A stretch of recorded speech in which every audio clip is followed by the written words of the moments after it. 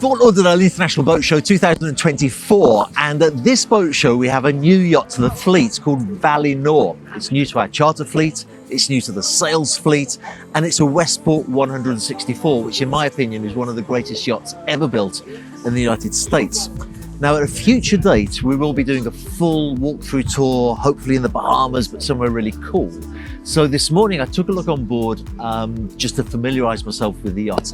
And the tour that the chief officer gave me was so complete, so thorough. I thought viewers of the channel would love to see this. So John Lange is the chief officer.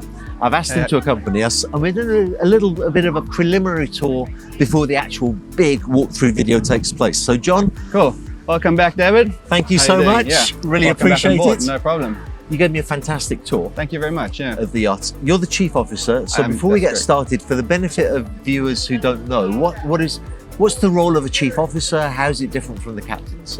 Well, the role of the chief officer is as much as the captain's. I'm his right-hand man, so everything will come down from him. And I'm also in control of the deck department. So everything with regards to the exterior, I give the guys their jobs and their list throughout the week and the month, what to do, what we need to get done, and what I expect to get done.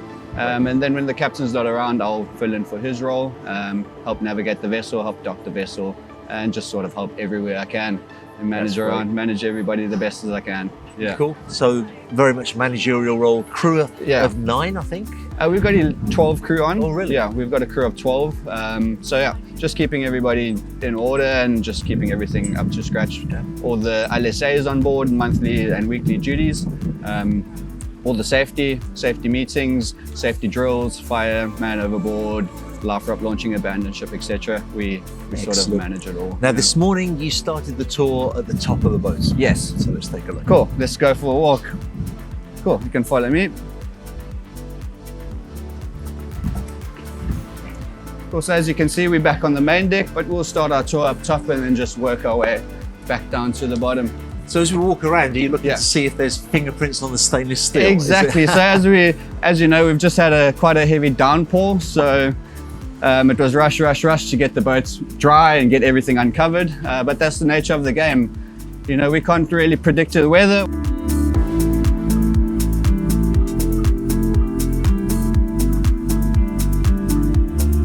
So This is a very cool area here, isn't it? Yeah, this area is very cool. So this is what we call our sun deck bar, which is fully equipped with everything you need for making the guest drinks. It's got a ice chest over there, and it's got 2 little fridges that pull out just for quick access of beer. And it's fully equipped with everything the girls need to make cocktails on the go instead of having to go back down and getting everything ready. Yeah. Sure. Because you're actually new to the charter market, aren't you? So we are quite new to the charter market. This is the first time we're getting put up for charter, so everybody's really excited to get it going and get the charter game going. With the current owners, is this an area that gets used a lot? Yeah, this area is quite common with the guests. Up on the sun deck, it's quite popular. As you can see, we've got speakers all around and on the T-top, so if the guys want to get the party going, up here is a great place to do it. I noticed these fittings here, and there's a great story behind that. Yes, so tell me what they are. Exactly. So this T-top folds all the way up, and the reason being for that is that Valinor is actually completely equipped for a helicopter.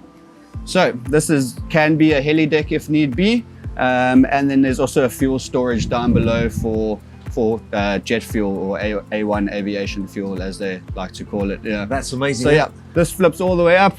Copter can come and land, you can strap it down, or they can just take straight back off and head out of there. And for the benefit of the viewers of the channel, a lot of yachts have what's called touch and go helicopters, and that's because it's not a certified landing pad for a helicopter. Exactly. But you can kind of drop people off and go. Yeah. But this has actually been certified to the point you even have aviation fuel. Exactly. So this is a certified landing pad, and you can store your helicopter up here too, as well as hold about 1,000 gallons worth of fuel, which is quite good to get you going again if we go to remote destinations. And as well, I think it's important for viewers to be aware that if you're watching this and you think, oh, that would be a great yacht to charter, you should always verify with the charter broker about whether you can arrive in helicopter or not, because it's not as straightforward as that, is it? No, it's not as straightforward as that. There's a lot that can go, well, the lot that has to go into it for helicopter operations. So the helicopter operations, you have to have a dedicated fire team with special foam on board. And then also just some rescue parties, rescue divers in the water, and then also rescue boats standing by for their helicopters. So this is something you'll definitely have to confirm with the charter broker beforehand. I think the romantic idea of landing with a helicopter on your charter yacht looks great, but the reality is quite different. So exactly. I wanted to point that out because I thought it's one of the interesting features of this yacht that it has been built for a certified landing pad. Exactly. But I don't want viewers to immediately think that's great, we'll charter it and exactly. and No, arrive you by helicopter. definitely have to confirm beforehand with the charter broker. That's great. Well, this is a fantastic area. It's one of the reasons that Westport is so successful. Exactly. The deck layout is absolutely phenomenal on the Westports, especially the 164 as we are. Probably the best Westport that was built. They built 14, didn't they? 14 of them, and this is number 11. Yeah, this is number 11 or 14. Oh, and the other thing you were telling me earlier was that this area behind Slava and Yarrick, which currently has got the gym equipment, that's built as a boat deck, isn't it? Exactly. So we've got our 19-foot tender in the water at the moment, but she normally lives up here. And then when we're doing long passages, we'll bring the 14-foot that's up on the bow. We'll bring her up here too for safekeeping, just to remove some of the stuff off the bow. And if anything, we can launch it really quickly. Yeah, and you've got that huge crane there. Exactly, yeah. So this is quite a 3,000-pound crane. So it's quite a hefty crane. And you can, lift the tenders on and off with ease. And anything else you really want to do with it. With the Bahamas, I was going to say up the road, up the ocean, you've got flat enough seas that's a reasonably straightforward. Yeah, it's reasonably straightforward, but we've also, in quite rolly seas, it is obviously a bit more tricky, but with the right team, you can get a tender launched in quite rolly seas from up here. And that kind of falls on you, really, isn't it? As the chief officer, that's very much something. 100%, yeah. So I'll oversee crane operations, and most of the time I'll actually be operating the crane and sort of giving the directions to everybody else on what I expect and what needs to be done to launch it safely. So it's quite a big procedure because you're obviously coming from the sun deck, from the top deck down below. So there's a lot that can go wrong. So there's a lot of safety precautions in measure to make sure everybody is safe. We can replace parts of the boat, but we can't replace ourselves that easily. Yeah. Excellent. Let's take a look at the next deck down. Cool, sure.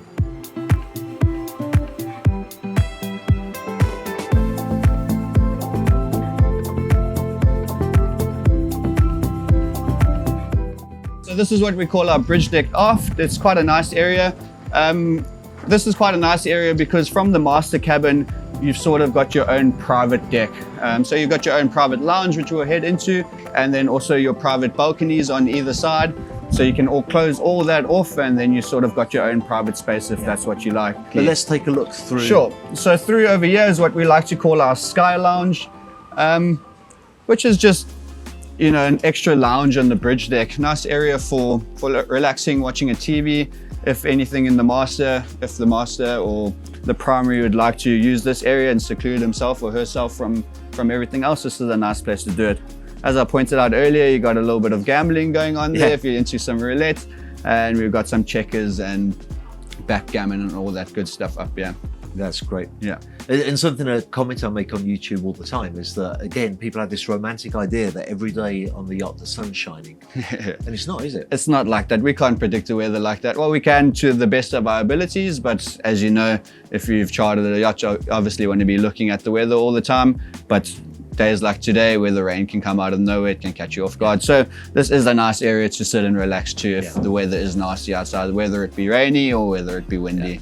And I think, these yachts charter for significant sums of money. And if you're unfortunate enough to have bad weather, at least you've got a nice area to sit in, have a bit of fun. So there's quite a few nice areas on board Valinor where the guests could sit and have fun. This being a good one up here. The main saloon is also a nice area for if the weather is a bit nasty, you can stay inside the main saloon. And we've also got sort of an arts and crafts game room. Oh yes, I can't wait to see that. Cool. So this is, as I said, this is on the bridge deck level. The balconies that you pointed out one is over here. And then that can get completely closed off to the wind. So as you can feel, the wind's coming from that direction, but with it all closed off, it's actually quite pleasant up here still. It sort of forms that barrier.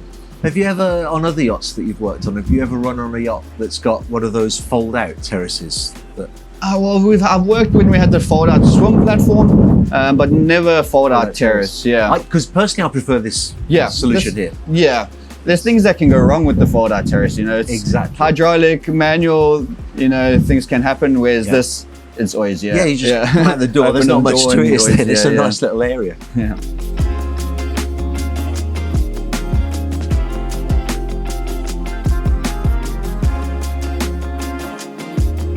This is the master cabin. As I pointed out, you can go from the bridge deck aft, straight through here, or through the sky lounge, but you can come through here on the balcony, and then you've got your own private little balcony straight out from the master cabin. That's absolutely fantastic. And that door can get closed up too, and you know, you got your own little section, which is quite popular. I should say this is quite a popular area. Yeah. Especially for the people in the master. You know, up early with the sun, you can have a seat, have a coffee, watch the sun come up. Yeah, and some people, actually, I'll say some people, my daughter hates being talked to in the morning until she's had her coffee. Exactly. So I can imagine if my daughter owned this yacht, I'd be very happy. She'd sit there with a coffee in the morning and it'd be like, don't disturb me, I want my coffee. Exactly. You can even put a do not disturb sign up on that door and on this door if need be. She came and lived with me for 6 months and I had to start having breakfast in the kitchen so I didn't disturb her while she had her coffee. Cool, so this is the master cabin. And then as through here, it's the master shower and heads, and then there's a nice little walk-in wardrobe, a good storage place for. Yeah, not even so little, is it? That's really it's a decent storage place. Lots of hanging room, and then lots of drawers, and then there's also your toiletries cupboard and all that. Yeah, the shower's fantastic, isn't it? Yeah, beautiful. Shower's also steam. You can turn it into a bit of a steamer. You can have a party in there. Oh yeah.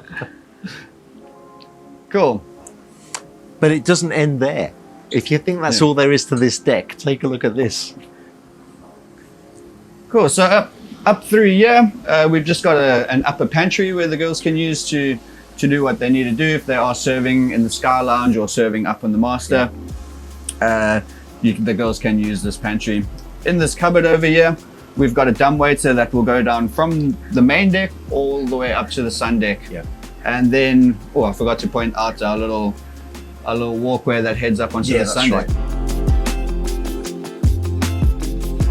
Cool. I thought this was a great area as well. Real nice little snug for the, would you call this radio control room? We call this our radio room, so it's just got really all of our navigation and GMD-SS equipment. So we've got the SAT-C, we've got a secondary GPS unit over there, we've got our nav techs, an MF-HF radio, and then also just a secondary VHF radio over there. Yeah. So it's all our GMD-SS equipment essentially. And does that fall to you as well? Is that part of your... Yes. So you spend a fair amount of time? Yeah, very much so. This is entirely my job, all the GMD-SS.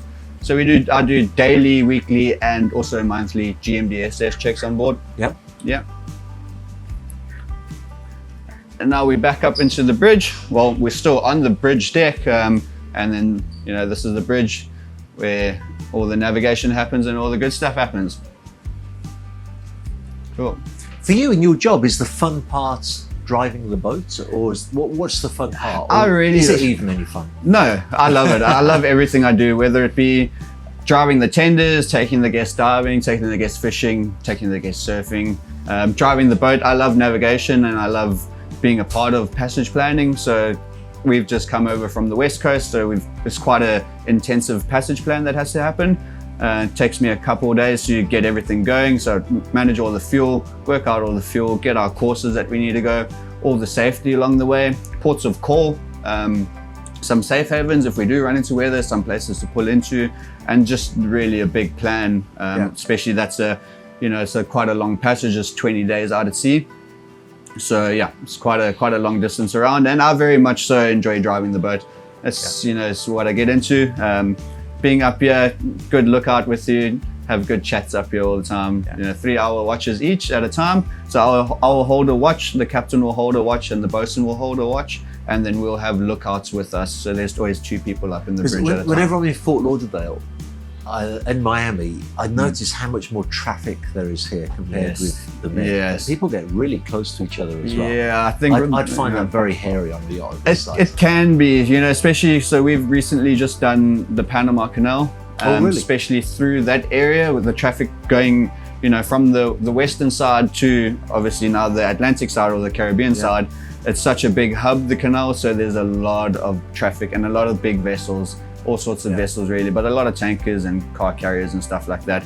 But they've got traffic separation schemes coming in and out of the canal entrance, so sort of everybody follows their lane, but it is still gets quite hairy because you know, there's a lot of stuff going on. And I guess while you're around. at the helm, you've got other crew members dotted around the boat. Yeah. Just saying, you know, just beware, somebody's overtaking us. Exactly. So we do have equipment. So you know, the CCTV is great for that. We've got a camera on the mast to look back, and we've got our radars and stuff. But we always have crew members positioned strategically to let us know if there's, because small speedboats can come zooming up really quickly, and if we need to make a turn, it's always good to know if there is somebody there. So there'll always be somebody on the stern and then somebody up on the bow, especially if we're navigating tight channels and like the Panama Canal, for instance. Always good to have a lookout up on the bow, you know, just with a spotlight, and just you can see a little bit better from the forward vantage point instead of, you know, looking from in here.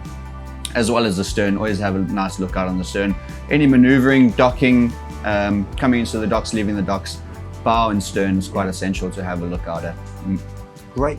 Let's have a look outside. Sure. Would you call this a Portuguese bridge? I guess it is, isn't it? It's a bit bigger than most Portuguese bridges. But...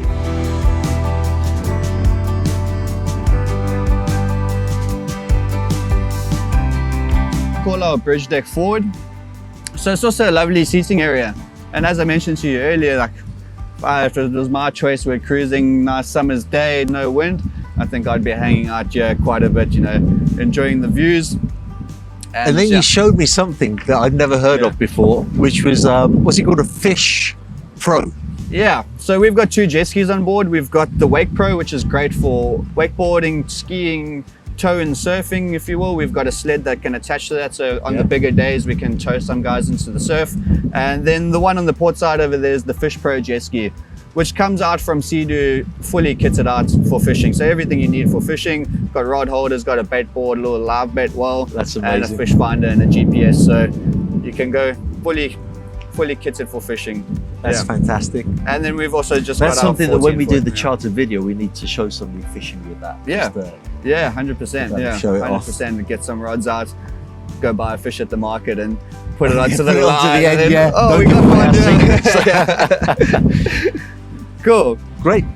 Oh, the other thing that I wanted to show to the viewers, because I thought it was very cool, was the wing station. So usually wing stations kind of flare out. They can be, sometimes they're quite stylish, sometimes not. I like the way this is so well hidden, isn't it? Yeah, it's quite slick. And you still got a complete view down the line. You know, if you lean over a little bit like that, you can pretty much see all the way to the swim platform, which is a great place to drive from. Got our sticks, rudder, stern and bow thruster, everything you need to operate the vessel. I don't think I've seen a rudder control on a wing station before. Yeah, so this is just a rudder control. So when we're out here, you've obviously got control in the helm. You've got control on both the wing stations. So set your rudder angle to your preferred angle of whatever maneuver you're doing, and then center it again. And then once you're done with your wing stations, obviously into neutral, you deselect the control here, select it in the bridge, and you're good to go. Fantastic. Yeah. Cool. Put that back, Yeah, exactly. Don't want to do any damage, at least all to my fingers. Yeah, yeah, exactly. Right, where to next? We can go down into the this main way? deck and then work our way back into the main saloon. So to get up onto the bridge deck forward, where we've just come from, we can either walk up the main deck on either side, port or starboard, or we can go the way that we just went now. So, you know, through the sky lounge, or from bridge deck up, through the sky lounge, through the bridge, and then out onto bridge deck forward. What's the best way through? Should we go all the way around? Yeah, let's go around that way. Have a quick look at the aft deck and then work our way into the main saloon. So yeah, we are on the aft deck. As I mentioned to you earlier, this table here can get, you can remove these 2 leaves and you can shorten this table. So if there's a bit of a smaller crowd, you can get a smaller table together, probably good for around 6 people. Yeah. And then that's just a bit closer in with each other, easier to conversate. You don't have to. Because it's shout not at even each that other. unusual that a yacht of this size and even bigger has a couple chartering it, Yeah. just 2 people for all Yeah. of this. And then you have Exactly. one sitting there and the other sitting there. Yeah. It's a little bit far away. Maybe isn't it? sometimes I'd prefer it that way. Maybe yeah. they would. No, yeah, it's great. You know, you can pull those 2 out and make a bit of a smaller table, as well as those tables at the back there, those coffee tables. Yeah. Those can flop open and sort of extend a little bit more. It's very cool. You got the big bar there as well. So I guess Exactly, you'll have yeah. somebody from the crew behind the bar. Yeah, exactly. One of the crew members behind the bar all the time, serving your drinks, making sure you never go thirsty. That's fantastic. Cool. Should we look inside? Yeah, of course.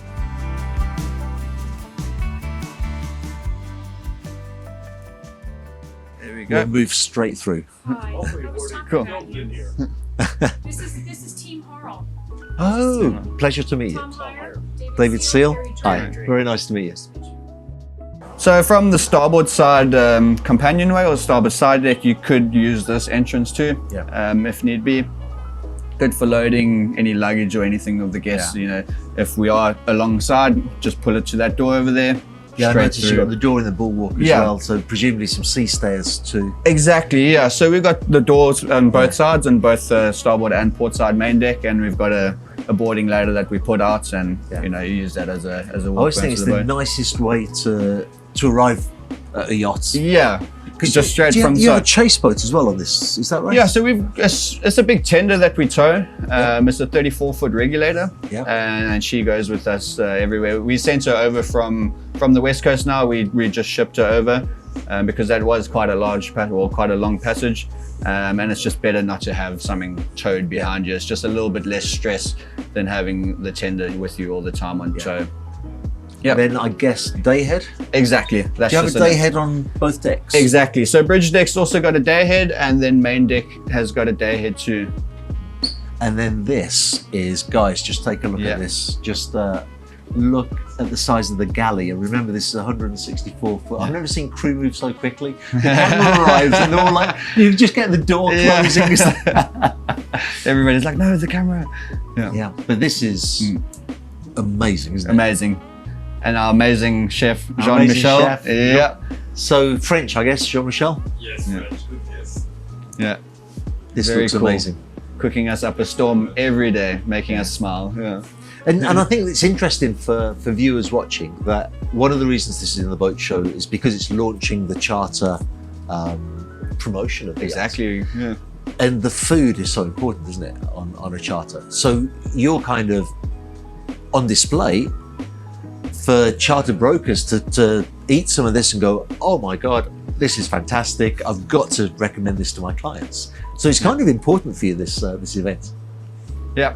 100%. I think food can make and break a charter. Oh, If the goodness, food- yeah. If people aren't getting a good meal, I think they can tend Yeah. to be quite grumpy. But Yeah. that's not a problem with Jean-Michel.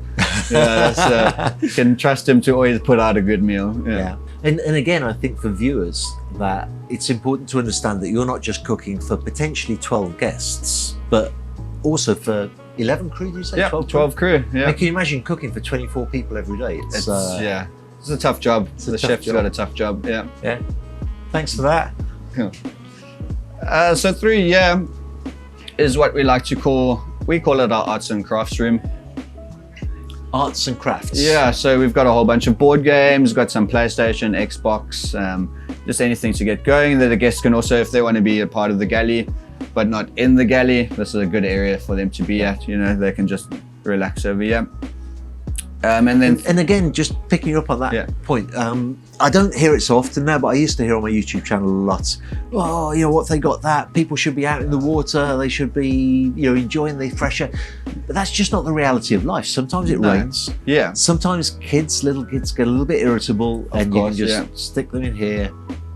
It's a Yeah. terrible thing to promote. Yeah. But Stick them in there, close the doors give them and a off you go, PlayStation, yeah. and they shut up for a couple of hours. that, and also, you know, if a big day out in the water, especially on the toys from the morning, It's by the time tiring. you get to the afternoon, you've been in the sun all day, had a few beers. You know, sometimes you just want to just relax somewhere. You want to sick of the sun, and just want to have a relaxing That's afternoon or a relaxing evening. You don't have to be go 100% of the time. And you want the kids, even little kids, to feel like they've had a great time. Exactly. And kids these days put a PlayStation controller in their hands and The smile comes on their face. They've had the best time. Yeah. I mean, I think people are right to say that kids should be out on the water. It's just that, you know, for 12 hours out on the water, it's not going to happen, Yeah, is it? it's a lot of time out there. The sun takes it out of you. So this is our upper VIP cabin. Our upper VIP cabin, which has also a very nice walk-in wardrobe with sufficient storage, hanging space, and sufficient drawers, and then quite a nice heads. I thought this was quite unusual, and I don't think I've seen it on another yacht. So you'll see in the B-roll that basically you come through this door and you've got carpets where the closet is, and then the bathroom on the side. Yeah. Which is a great use of space, because they could have been tempted to close that off and put a door, but that would have been claustrophobic. Yeah, the thing is sort of, as you said, it's a great use of space because of that door. They're going to form that sort of separation and make it look a bit smaller than it actually is, in my opinion. So it's quite a nice. You obviously have a nice bath mat out there, so if you do jump out the shower, not walking the water all the way over the carpet. So you've got the master deck, effectively. Effectively, it is a master deck. Yeah. The bridge deck is partly the owner's deck. Yeah. Then this you'd class as the VIP? Yeah, so this is our upper VIP is what we call it. But yeah, this is a VIP, essentially. Our two lower staterooms, the aft staterooms, we also call our VIPs. It's just the way of calling it, but essentially they are a double cabin. And then we've got the twin cabins moving forward, which with the Pullmans that can come out and we can sleep forward. We're going to take a look at that now, so I'll let you lead the way. Cool, follow me.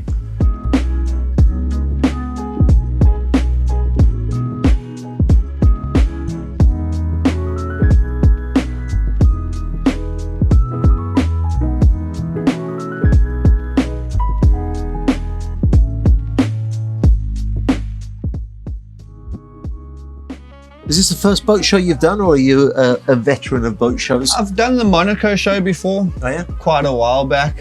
So this is the first one I've done in a long time. Yeah. What were you on for the Monaco show? I was a bosun at that stage. So this is my first show as officer. Yeah. But it's been going great. We've had a lot of compliments about the boat, which makes us feel very good. Yeah. A few people said this is one of the best Westport 164s. Really, yeah. It makes us feel good at the compliments we get, because obviously all our hard work that we've put into it, it shows. It looks fantastic. Especially the woodwork. That's so easy to get dings or milkiness, but it's really immaculate. So everybody takes like great pride in their job on board Valinor. The girls on the interior love it. The exterior, us on the exterior, we take big pride in that. And then also in the engine room, have a look around there. You know, everything's shiny, everything's clean. There's no oil or water in the bilges. Everything is as it should be. Now this is an unusual cabin. Yeah, so this is what we call our starboard twin cabin. So we've got the two lower bunks over there, and then we've got the two upper bunks over here. But these upper bunks can get folded in on both sides. Folds up. They get folded up and they sort of fold up and slide down. Yeah. And then you can just turn it into a two-sleeper. So as you mentioned earlier, it's great for having kids.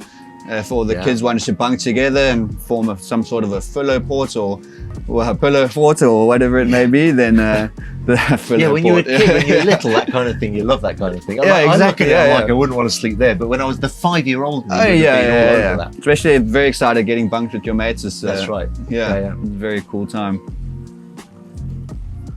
Cool, and then through here, should we go next? Yeah, through here is what we would call our starboard side lower VIP cabin.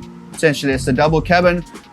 Both cabins are on either side. Both of these staterooms is pretty much a mirror image. They're very, very similar, as well as the forward ones. They're also very, very similar. Both of them can fold up the Pullmans on either side and just get it into a two-sleeper. And actually, something I noticed as well is really nice, tasteful artwork on board. Yes, the art is very nice on board. I also enjoy all the artwork on board. Yeah. There's been people have commented on that before, and it's quite nice. And I can't tell you who put the artwork there, but it looks it's unusual. I like it, I think if I was paying, I don't remember how much this is. We'll put it on the video, but it's a significant sum for charter, and you want to be in a surrounding that makes you feel happy and puts a smile on your face. You walk in. I think anybody who walks in and sees some parrots, they're gonna be alright with that. How cool is that? So we've got the cabin there, which is great for kids with all those bunks. We've got the lower VIP. Yeah. Through here, this was interesting. I remember seeing this, and actually I want to show the viewers this because I thought it was clever. So if a yacht's for charter, it's good to have as many bunks as you can, right? Exactly, yeah. But they can't put a Pullman bunk on that bulkhead because you've got the door there. Yeah. They don't want to put it on this bulkhead because you've got the porthole here. So they've got this system here where you can slide it up and it comes down. Lay it out. Yeah. I've never seen that before. Yeah, it's very cool. Very, very nifty system. So the versatility very versatile. It's amazing, isn't it? Yeah. Westport have done a good job thinking about all that. Yeah. It's also my first vessel that I've worked on, which had these pull-outs the way that they've done it. Yeah. I'm really looking forward to getting the charter video done. We've started doing a technique where instead of, because I don't like to work with models. Yeah. I think if you have to pay a model to smile on a super yacht, you're doing something wrong. Exactly. So we've started to get like real people. Okay. Who are smart enough to understand they need to show yacht respect. Yeah. But maybe can't actually afford to go on a charter, so they get on board and the look on their face and the joy they have from the food and the joy they have from using the water toys, it shines through. And so far the videos we've produced are infectious in making you think, what an amazing experience to be able to charter a yacht. Because they are actually having an amazing experience. That's right. Yeah, so there's no false reality there. Yeah. Yarrick would rather that we work with supermodels. Not going to happen, Yarrick. We're working with real people. You can get good-looking real people too, though. Well, that's true. Yeah. And then through the side of here, which is pretty much a mirror image of the starboard cabin. This is our port lower VIP cabin. Very, very cool. Yeah. Very, very cool indeed. So you don't spend a lot of time in the interior. How does the structure work? So you're the right-hand man of the captain, but primarily interested in the deck. Sure. And then you have a chief stew who's primarily interested in the interior, but I'll still oversee exterior and also interior or interior crew members. I will oversee all those, or all the crew, except for the captain, of course. The Italians call it an organigram. I think it's called a company tree or something in English, where you got sort of captain, chief officer, and then the various heads of departments, I suppose. All the heads of departments. So yeah, chef, he's the head of his own department. Yeah. And nobody messes with the chef. No, because he's the one that cooks your food. You upset the chef, then you're gonna go a bit hungry. Yeah. So yeah, it's the captain, obviously, the head of all of us, really. Then it would be myself, the chief officer, the head of the rest of them, as well as the chief engineer. He's right up there too. Then chief stewardess, she's her own department with her own interior crew. And then the chef, as I mentioned, he's the head of his department. We don't have a sous chef, so Jean-Michel is the head of himself. But all the HOD meetings and everything, he's always a part of it. Yeah. And then whatever's said in there, if there's something to tell the rest of the crew, we'll just, pass it down to our respectful, that's amazing, our own departments. Well, we're not going to look at the engine room because we will do like a full walkthrough video in a more beautiful setting than the boat show. Yeah. And so I want to leave something for the viewers to enjoy on that. But I think what was really great about doing this walkthrough with you is that we didn't just get an insight on the yacht, but also into the roles. The roles on board, Because otherwise, I've got to ask you this question. Yeah. Otherwise, people just get their information from below deck. I don't think that's the best place to get your information. Some of the stuff, maybe some sort of reality, but I'd say 90% of it is not what we're about. We minus the drama. Exactly. Minus the drama. Yeah, that's kind of interesting comment, because that's my observation as well. I think it's great that it's putting super yachts onto the radar of so many people. Of course, yeah. But honestly, if you watch my channel and you're interested in being yacht crew, you need to listen to people like John, real yacht crew, and not people who just want to be on the television creating drama. Exactly. Yeah, I think it gives a bit of a false representation of yachting at the end of the day. But as you mentioned, it is getting a lot of people interested in working on yachts.